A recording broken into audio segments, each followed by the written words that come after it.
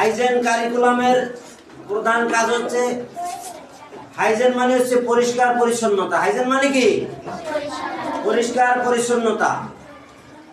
পরিষ্কার পরিচ্ছন্নতা মানে আমাদের শরীরের জামা কাপড়, নখ, চুল, দাঁত, মুখমণ্ডল, চোখ, মুখ সব পরিষ্কার পরিচ্ছন্ন থাকবে। সব পরিষ্কার পরিচ্ছন্ন থাকবে।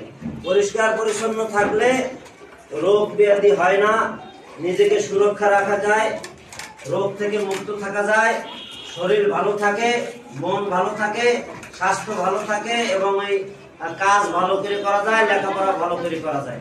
যারা এই হাইজেন কারিকুলাম পালন করে তাদের স্কুলে উপস্থিতি বৃদ্ধি পায়। কেননা জ্বর স্কুলে আসতে, অসুস্থতার কারণে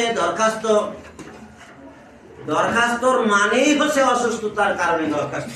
প্রত্যেকটা স্কুলে অসুস্থতার কারণে দরখাস্ত, এইটা মুখস্থ করাই, তারপর লেখা, তারপর জমা দেয়।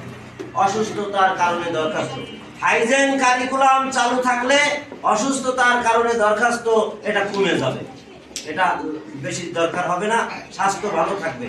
তাই আমাদের চট্টগ্রাম মডেল স্কুলে হাইজেন কারিকুলাম বাস্তবায়ন করা হচ্ছে।